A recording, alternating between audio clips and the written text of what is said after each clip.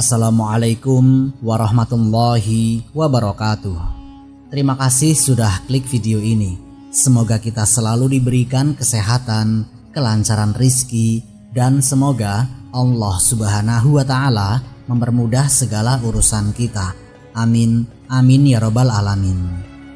Bayangkan, negara yang selama ini dianggap sesat, justru yang pertama kali menghantam jantung Israel.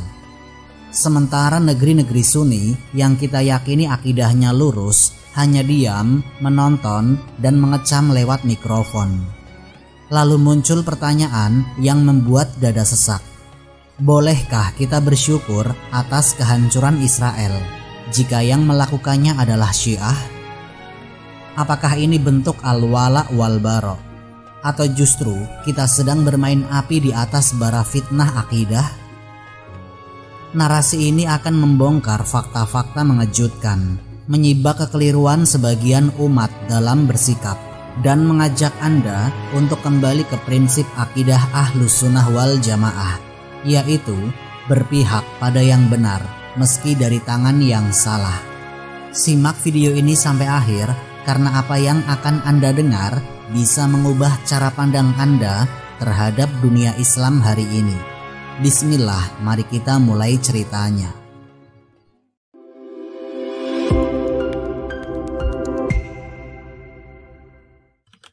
Ketika rudal menjawab doa. Ada yang berubah di langit Timur Tengah. Malam itu bukan sekedar pekat, tapi juga serat dengan nyala api dan suara ledakan.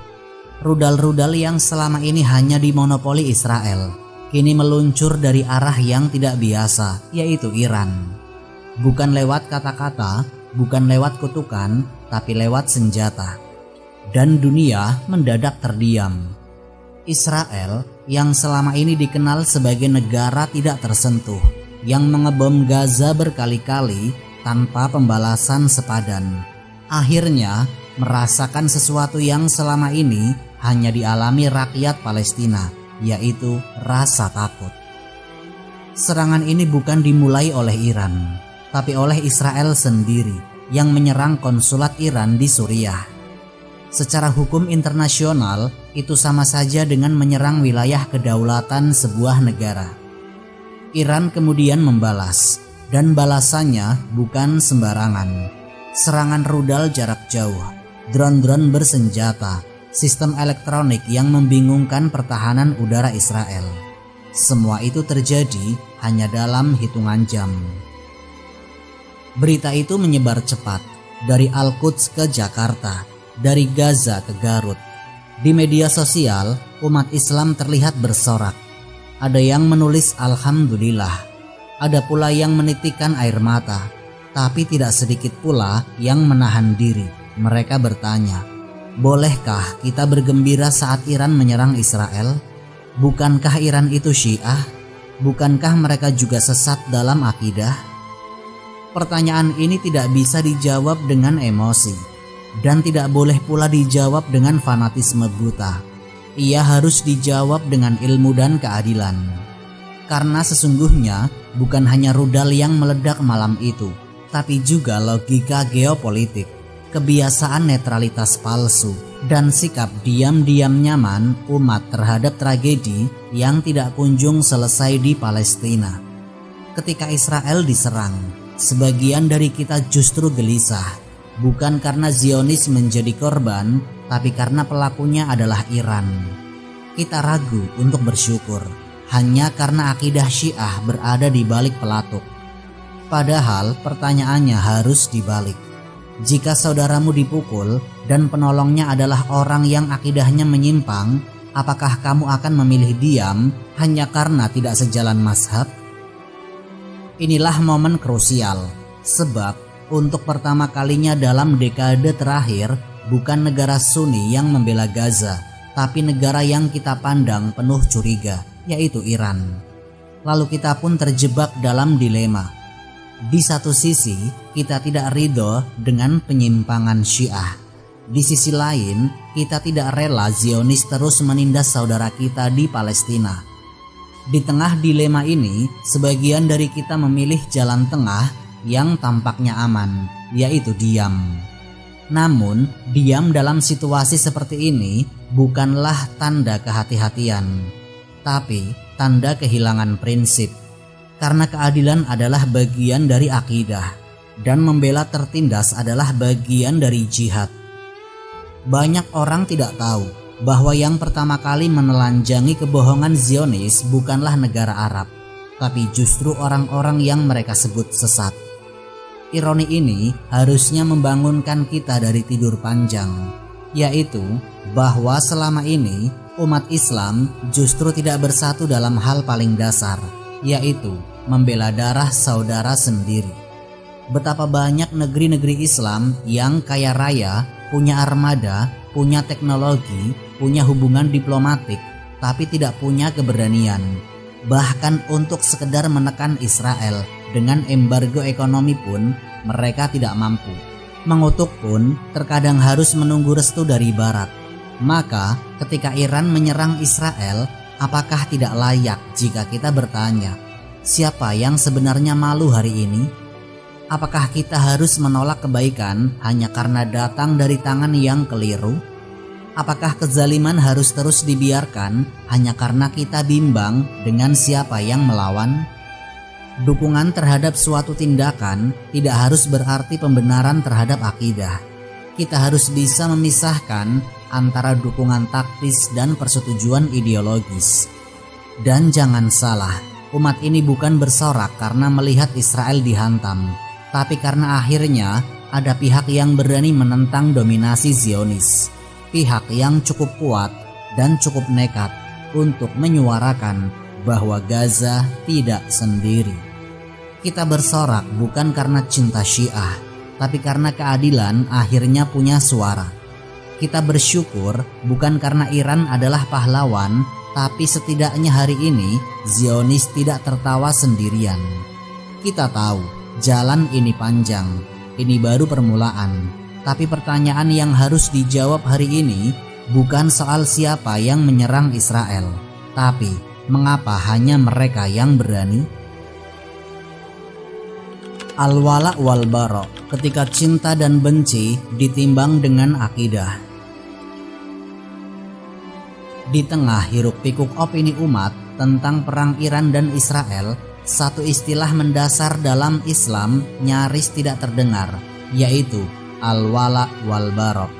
Prinsip agung dalam akidah Ahlus Sunnah ini seperti tenggelam di antara suara-suara keras yang sibuk menyalahkan siapa saja yang tampak membela tindakan Iran. Padahal inilah momen paling tepat untuk menyingkap kembali makna terdalam dari prinsip tersebut, agar umat tidak keliru dalam mencintai dan tidak ragu dalam membenci. Al-wala bukan sekedar loyalitas buta kepada sesama muslim, dan al-bara bukan berarti membenci semua yang berbeda. Keduanya adalah sikap hati yang berakar pada keimanan dan terwujud dalam pembelaan kepada apa yang Allah cintai, serta penolakan terhadap apa yang Allah benci. Dalam konteks hari ini, mencintai Palestina bukan hanya soal nasionalisme, bukan pula sekedar kemanusiaan. Ia adalah bagian dari akidah. Membela yang tertindas adalah bagian dari Islam, dan mendukung siapapun yang menolong kaum tertindas tanpa menyetujui akidahnya juga termasuk bagian dari prinsip al-wala yang benar. Namun, sebagian umat seperti kehilangan arah. Mereka menyamakan dua pihak yang saling berperang, lalu berkata, keduanya buruk, tidak layak didukung. Mereka berpikir bahwa Israel dan Iran itu setara dalam hal penyimpangan. Padahal satu adalah musuh nyata Islam, penjajah tanah suci, pembantai anak-anak Gaza. Sedangkan yang lain, meskipun menyimpang dalam akidah, justru sedang membalas kezaliman yang dilakukan oleh si penindas. Apakah tidak ada lagi rasa adil di hati kita? Prinsip ini sesungguhnya bukan hal baru. Para ulama telah menekankan pentingnya bersikap adil, bahkan terhadap orang yang salah. Jika ada orang menyimpang dari melakukan perbuatan baik, maka perbuatannya harus diakui sebagai kebaikan, tanpa harus membenarkan penyimpangan akidahnya. Imam Ibnul Qayyim rahimahullah menulis bahwa al-wala wal bara adalah pilar utama keimanan. Tanpa dua hal ini, iman bisa menjadi rapuh dan kehilangan arah. Sayangnya, banyak yang mengkerdilkan konsep al-wara wal bara. Mereka membatasi maknanya hanya pada diskusi soal sifat-sifat Allah atau pembahasan posisi tentang ketika berdoa. Padahal al-wala dan al-bara lebih dari itu. Ia adalah keberpihakan strategis terhadap umat Islam secara keseluruhan. Ia adalah kompas ketika dunia gelap. Ia adalah cahaya ketika logika umat mulai kabur, termasuk ketika menentukan kepada siapa kita berpihak dalam konflik seperti hari ini. Banyak yang memanjatkan doa, "Ya Allah, hantamkanlah orang zalim dengan sesama orang zalim, dan selamatkan kami di antara mereka." Doa ini benar, namun cara memahaminya seringkali keliru. Mereka menyamakannya, Iran zalim, Israel zalim, biarkan mereka saling hantam. Padahal kita harus paham konteks. Kezaliman itu bertingkat. Tidak semua pelaku maksiat itu sama. Kita tidak bisa menyamakan antara orang kafir harbi yang membantai umat Islam dengan kelompok menyimpang yang sedang menyerang si pembantai. Kalau kita diam, lalu siapa yang akan bersuara untuk Palestina? Kalau kita ragu mendukung siapapun yang menyerang Israel, lalu siapa yang akan membela darah anak-anak Gaza? Diam dalam situasi ini bukanlah pilihan aman. Diam adalah bentuk pengkhianatan terhadap umat. Rasulullah Shallallahu Alaihi Wasallam bersabda, "Barang siapa di antara kalian melihat kemungkaran, ubahlah dengan tangan. Jika tidak mampu, dengan lisan. Jika tidak mampu juga, maka dengan hati. Dan itu adalah selemah-lemahnya iman." Maka membela kebenaran adalah kewajiban. Menolak Zionisme bukan hanya kewajiban politik, tapi bagian dari akidah. Kita harus berani berkata, "Iya, kita tidak membenarkan akidah Syiah," tapi kita juga tidak bisa menutup mata terhadap tindakan yang membawa manfaat bagi umat Islam. Ketika satu-satunya rudal yang menghantam Israel datang dari negeri yang selama ini kita curigai, maka kita harus jujur kepada diri sendiri, yaitu mengapa hanya mereka yang berani? Di mana negeri-negeri Sunni? Di mana kekuatan Islam mayoritas Ahlus Sunnah yang punya kekayaan dan pasukan, tapi bisu dalam soal Palestina? Maka jelas sudah, al-wara' wal bara' bukan berarti harus setuju sepenuhnya atau menolak sepenuhnya. Ia adalah sikap bijak dalam membela kebenaran dan menolak kebatilan, siapapun pelakunya. Kita boleh membenci penyimpangan akidah Syiah, namun tidak menutup mata jika mereka menyerang musuh Islam. Kita boleh tidak sejalan dengan mereka dalam mazhab, tapi tidak bisa menutup telinga saat rudal mereka memberi harapan pada Gaza. Inilah keadilan, inilah Islam, inilah manhaj Ahlus Sunnah wal Jamaah, yaitu menilai berdasarkan kebenaran, bukan berdasarkan fanatisme. Dan hari ini, ketika Palestina masih dijajah dan dunia masih diam, maka al-wala dan al-bara bukan lagi sekedar wacana. Ia harus menjadi sikap nyata yang memandu umat keluar dari kejumudan.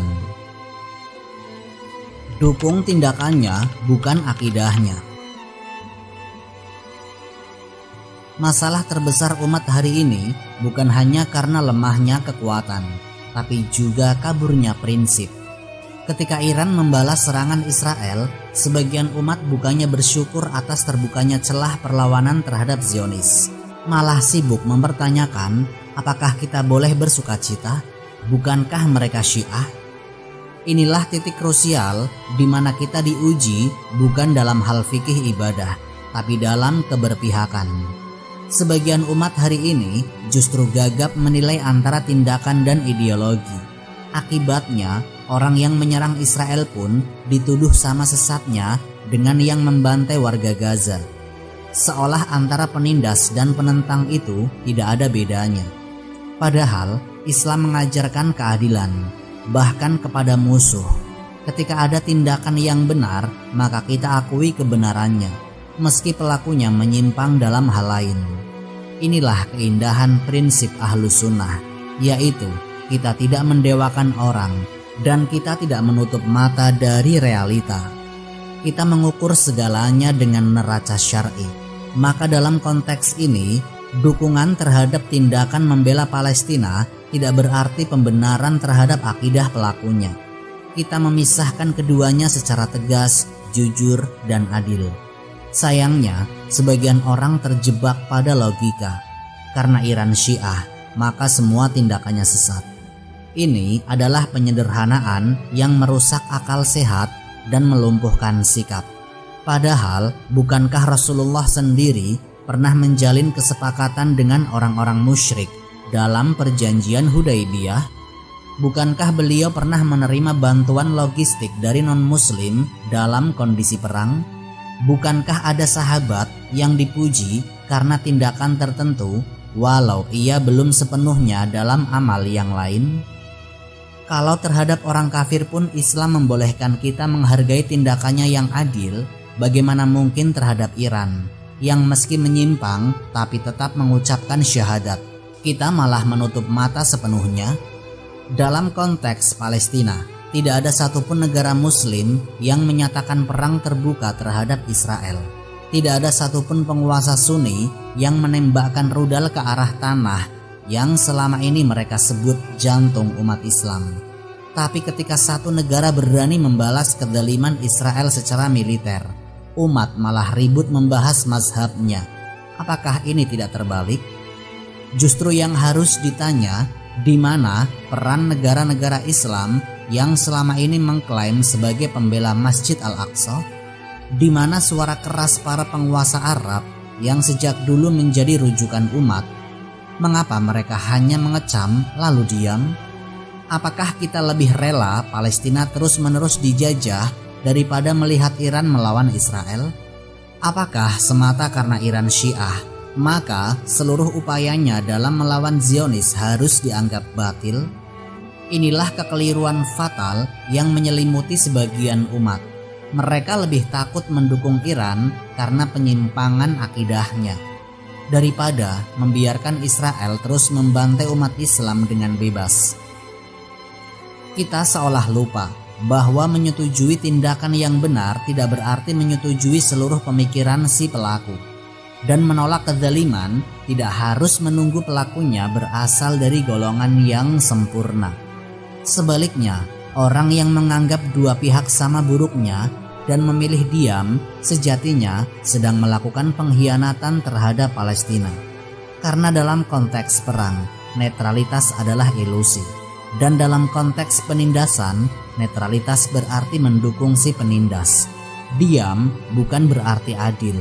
Dalam keadaan seperti ini, diam adalah bentuk kolaborasi halus terhadap kejahatan. Kita harus sadar, yaitu dukungan kepada Iran dalam konteks ini adalah dukungan kepada tindakan membela yang tertindas, bukan dukungan kepada mazhab Syiah, bukan pembelaan terhadap keyakinan mereka yang menyimpang, tapi semata karena ada tindakan kezaliman dari Zionis yang tidak boleh dibiarkan. Ketika semua negara diam, lalu satu negara bertindak, maka yang layak dipuji adalah tindakannya, meski kita tetap waspada terhadap ideologinya. Ini adalah posisi adil. Inilah sikap yang sesuai dengan prinsip Islam. Kita bukan pengikut orang, tapi pengikut kebenaran. Dan kebenaran harus diakui dari manapun datangnya, selama ini tidak bertentangan dengan Al-Quran dan Sunnah. Karena pada akhirnya musuh kita bukan siapa yang berbeda mazhab, tapi siapa yang menindas umat Islam. Dan pembelaan kita bukan hanya yang sealiran, tapi siapapun yang berdiri membela keadilan. Semoga kita tidak termasuk orang yang selalu sibuk membedah silsilah akidah, hingga lupa siapa yang sedang menggenggam pedang membela Al-Aqsa. Karena sejarah tidak akan mengingat siapa yang paling murni dalam debat, tapi siapa yang berdiri saat umat tertindas. menuju peradaban baru Palestina sebagai titik tolak. Ada satu pertanyaan besar yang harus kita jawab sebagai umat Islam, yaitu apakah kita hanya akan terus bersorak atau mulai bersiap? Ketika Iran menghantam Israel, dunia terkejut. Tapi bagi mereka yang paham sunatullah dalam sejarah, ini bukan kejutan, ini pertanda. Pertanda bahwa tirani tidak akan berkuasa selamanya. Dan bahwa setiap peradaban yang zalim pasti punya titik runtuhnya sendiri. Dan Israel, mereka sedang menuju titik itu. Selama puluhan tahun, Israel membangun narasi bahwa mereka adalah korban. Dunia digiring untuk percaya bahwa setiap peluru yang ditembakkan ke Gaza adalah aksi pertahanan diri, bahwa setiap pembantaian adalah respon terhadap ancaman. Tapi hari ini narasi itu hancur. Dunia lelah, dunia muak, dunia mulai melihat wajah asli Zionis yang selama ini tersembunyi di balik label penjaga demokrasi Timur Tengah. Untuk pertama kalinya, opini dunia condong ke arah Palestina. Untuk pertama kalinya, Israel diserang dan tidak bisa lagi bersembunyi di balik Holocaust. Mereka kini merasakan apa yang mereka timpakan kepada Gaza, ketakutan, ledakan, dan kehilangan. Tapi semua ini tidak akan berarti jika umat Islam hanya menjadi penonton. Karena peradaban tidak dibangun dari tontonan, tapi dari ketegasan, keberpihakan, dan kesiapan menanggung beban. Kita tidak sedang membahas sekedar konflik geopolitik. Kita sedang membahas pergeseran sejarah. Apa yang terjadi hari ini bukan hanya runtuhnya citra Israel, tapi juga retaknya pondasi peradaban Barat yang menjadikan Zionisme sebagai jantung ideologi mereka. Jika Israel jatuh, maka poros kekuatan dunia akan berubah. Dan jika itu terjadi, siapa yang siap mengisi kekosongan itu? Peradaban tidak pernah mengenal ruang hampa. Jika Barat runtuh, maka akan lahir peradaban baru. Dan peradaban itu haruslah Islam, bukan versi Islam politik yang hanya ganti bendera. Bukan pula Islam liberal yang hanya meniru narasi Barat dengan baju syar'i. Tapi peradaban Islam yang sejati, yaitu yang bertumpu pada tauhid, keadilan, ilmu, dan kasih sayang kepada umat manusia. Namun, peradaban seperti itu tidak lahir dari sorakan, tidak muncul dari komentar. Ia lahir dari generasi yang kuat. Dan kekuatan itu bukan hanya otot, bukan hanya senjata, tapi kekuatan rohani, intelektual, dan keberanian moral. Hari ini kita butuh generasi yang mampu menahan kantuk untuk bangun sholat subuh, yang sanggup mematikan gadget untuk membuka mushaf, yang rela menahan ego untuk bersatu demi umat, yang tidak sibuk menilai sesama muslim sebagai bid'ah dan sesat, tapi lupa bahwa ada musuh nyata di depan mata yang sedang membantai umat tanpa ampun. Umat ini tidak akan bangkit jika terlalu sibuk bertengkar di dalam, sementara lawan sedang tertawa di luar. Kita harus sadar, yaitu Palestina bukan hanya negeri terjajah, ia adalah ujian. Ujian untuk melihat siapa yang masih punya hati. Ujian untuk menilai siapa yang mau bergerak. Dan mungkin ia adalah titik tolak lahirnya kembali kejayaan Islam. Karena tidak ada peradaban besar dalam sejarah Islam, kecuali diawali dari perlawanan terhadap kezaliman. Rasulullah Shallallahu Alaihi Wasallam memulai dakwahnya dengan menghadapi Quraisy, lalu digantikan oleh kekuatan khilafah yang menumbangkan Romawi dan Persia. Kini kita sedang menyaksikan babak baru sejarah, dan peran kita bukan hanya menjadi pembaca, tapi menjadi pelaku. Di Gaza, suara anak-anak yang menghafal Al-Quran masih terdengar. Dari tepi barat, wajah-wajah lusuh para ibu masih menengadah ke langit. Dari masjid-masjid kecil yang hancur, doa-doa masih mengudara, memanggil siapa saja yang bersedia memikul beban. Dan ketika rudal Iran menghantam jantung Israel, dunia bertanya, Siapa sebenarnya yang mewakili umat Islam hari ini? Mungkin jawabannya mengejutkan, mungkin tidak ideal, tapi satu hal yang pasti yaitu Zionis sedang takut, dan itu kabar baik.